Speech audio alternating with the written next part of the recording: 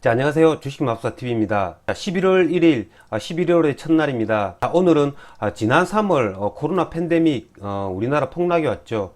지난 3월 그 폭락대의 모습과 지금 현재의 시장의 같은 점과 다른 점에 대해서 한번 분석을 해보도록 하겠습니다. 지난 금요일 날 나스닥이 폭락을 했습니다. 나스닥이 2.45% 하락을 했고요. 다우존스는 0.5% 하락을 했습니다. 지난 금요일날 우리나라 시장이 굉장히 많은 폭락을 보였죠. 코스피가 2.56% 하락을 했고요. 코스닥이 2.61% 하락을 했는데요. 이게 나스닥 일봉 차트인데요. 지난 금요일날 장중에 나스닥 선물 지수가 2.4%, 2.5%, 이 정도 하락을 했습니다. 장중에. 그래서 장 오후에 우리나라 장이 미리 선반영 했다고 볼 수 있고요. 지금 현재 당장의 나스닥이나 미국 장을 봐서는 내일 우리나라 장이 그렇게 많이 급락할 것 같지는 않습니다. 지금 이제 이렇게 고점이 점점점 낮아지고 있죠. 그러면 이렇게 지난 8월 달의 저점, 그리고 9월 달의 저점, 이번 10월 달의 저점도 조금씩 낮아질 겁니다. 그래서 내일 같은 경우에는 이 120일 이동평균선 여기가 아마 저점이 될 것 같고요. 그렇게 내일은 걱정하지 않으셔도 될 것 같습니다. 자, 그러면 지난 3월의 장을 한번 살펴보도록 하겠습니다. 이게 나스닥 차트인데요. 자, 지난 3월 나스닥이 이렇게 하락할 때의 모습입니다. 본격적인 하락이 나타나기 시작한 게 2월 24일부터라고 할 수 있습니다.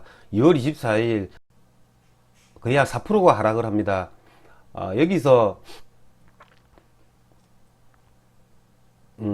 여기서부터 시작해가지고 나스닥이 반등을 한 게 3월 23일까지 이렇게 총 이 기간 동안에 나스닥이 거의 26%가 하락이 나타났죠. 자, 먼저 그때랑 좀 비슷한 면을 살펴보도록 하겠습니다. 지난 3월 이렇게 폭락이 나왔을 때요.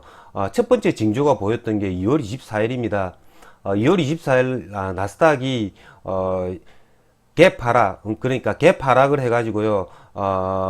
종가가 마이너스 3.7% 하락 마감했습니다. 그때 이 외국인의 수급을 보시면요, 코스피에서 이렇게 외국인이 2월 25일은 7천억, 그 다음 날은 8천억, 거의 1조 가까운 금액이 3일 동안 빠져나갑니다. 이렇게 빠져나가고요. 계속 이렇게 보시면 3월 9일 날 1조 3천억 원, 1조 가까운 금액이 계속 이렇게 빠져나갑니다.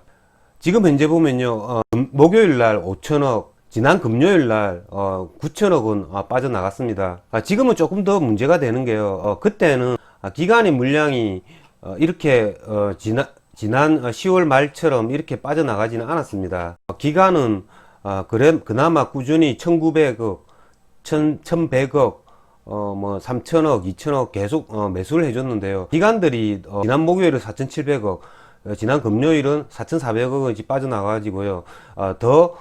시장에 조금 충격이 더 심했던 것 같고요. 그리고 외국인의 선물마저도 지난 목요일은 6천억 원, 그 다음에 금요일은 3,600억 원이 빠져나가가지고 수급상은 폭락이 전초기라고 할 수 있죠. 그때보다는 수급상은 더 안 좋습니다. 외국인의 수급이 1조 원이 빠져나갔다는 그거 외에는 다른 점이 굉장히 많습니다. 자, 첫 번째는요, 그때 같은 경우에 이런 코로나 팬데믹을 영향으로 이렇게 나스닥이나 다우존스 2월 24일 이렇게 갭을 띄웁니다. 갭을 띄워가지고 이렇게 하락을 나타내거든요. 근데 지금 그래프를 보면 아까도 보셨지만 이런 나스닥이나 다우존스가 지금 이렇게 갭을 띄우면서 떨어지는 것들이 아닙니다. 그런 첫 번째 조금의 차이가 있고요. 그 다음에 두 번째 차이는, 자, 2월 24일부터 해가지고 환율이 이렇게 오릅니다. 2월 20일, 21일, 22일, 이렇게 2월 24일, 이때 되면요, 환율이 1184원, 86원에서 고점이 1220원, 그러니까 한 40원 정도 상승을 하는 거죠. 우리나라가 1430포인트를 찍었던 3월 19일, 이때는 환율이, 고가가 1290원, 거의 한 1300까지 상승을 합니다. 근데 지금 현재 환율은 더 떨어져 있죠. 10월 달보다 1130원. 이런 환율이 다르고요. 이때 동안에 그런 폭락이 왔을 때 지난 3월뿐만 아닙니다. 2008년에 금융위기 때도요. 그때도 환율이 급등을 했습니다. 지금 현재 장은 단순하게 조정이라고 할 수 있는 거지 저번처럼 그렇게 저번 3월처럼 그렇게 폭락이 올 장 같지는 않습니다. 현재 이렇게 미국의 나스닥이나 다우존스가 이렇게 계속 하락하는 까닭은요, 몇 가지가 있는 것 같은데요. 제가 보기엔 가장 큰 까닭이 이거인 것 같습니다.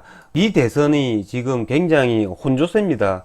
그런 상태에서 11월 3일 날 선거를 치르고 보통 하루나 이틀 뒤에 선거 결과가 나오는데요. 대선 결과가 하루 이틀 만에 나오지 않을 수 있다라는 그런 생각이 듭니다. 11월 3일 선거를 치르고 나서 선거 결과가 지금 우편 투표를 먼저 공개하는 것이 아니라 현장 투표를 먼저 공개한다고 들었습니다. 경합주에서 트럼프의 승리가 나오면요, 그 뒤에 트럼프가 그런 우편 투표에 대해서 승복하지 않을 수가 있습니다. 그렇게 되면요, 좀 복잡해지는데요. 그렇게 되면 대선의 결과가 일주일이나 뭐 보름, 늦으면 한 달 정도 딜레이 될 수 있다라는 거죠. 원래 대선의 결과가 나오면요, 확실하게 뭐 트럼프가 이기든 바이든이 이기든 주식장은 상승을 합니다. 하지만 그런 불확실성 때문에 외국인들의 매도세가 좀 많아지는 것 같고요. 만약에 다음 주 중에 트럼프가 되든 바이든이 되든 누구 하나가 대통령으로 당선이 된다면요, 우리나라 장은 이 부분에서 최소한 2200포인트, 이 부분에서는 돌 가능성이 많죠. 그런데 이렇게 불확실성이 깊어지면 하락이 깊어지지는 않을까라고 생각이 드는데요. 그렇다고 해서 지난 3월처럼 이렇게 뭐 1440포인트를 찍는다, 그런 부분은 결코 일어나지 않을 겁니다. 지난 3월처럼 이런 폭락은 나타나지 않겠지만 단기간에 하락은 나타날 것 같고요. 그렇기 때문에 수급주 장기 투자를 하시는 분들은 이벤트 이후에 이걸 확인하고 들어가는 게 좋을 것 같습니다. 다음 주 중에 만약에 트럼프나 바이든이 대통령이 확정이 되고 그 다음에 우리나라 장이 이렇게 돌 때 어떤 종목을 선정할 것인가에 대해서 제가 말씀을 드려보도록 하겠습니다. 이런 거를 거래할 때는 이렇게 수급주를 거래해야 됩니다. 이렇게 이렇게 시장이 같이 돌 때는 이런 테마주들이 아니라 수급주를 거래해야 되죠. 기간 수급이 한 달 동안 높은 놈, 제가 이렇게 대충 한번 뽑아봤는데요. 뭐 기아차가 굉장히 좋아 보이고요. 기아차 같은 경우에는 요번에 실적이 굉장히 좋았죠. 3, 4분기 실적이 굉장히 좋았죠. 그래서 기간이 한 달 동안 340만 주를 순매수를 한 놈입니다. 그래프도 굉장히 좋고요. 이런 애가 만약에 요번에 이렇게 조정을 만약에 받는다면요, 이런 애들은 돌 때 매수를 하면 100% 수익이 납니다. 삼성바이오도 괜찮습니다. 삼성바이오도 좀 낙폭이 컸는데요, 어제 오늘 기간에 매수세가 들어오고 있습니다.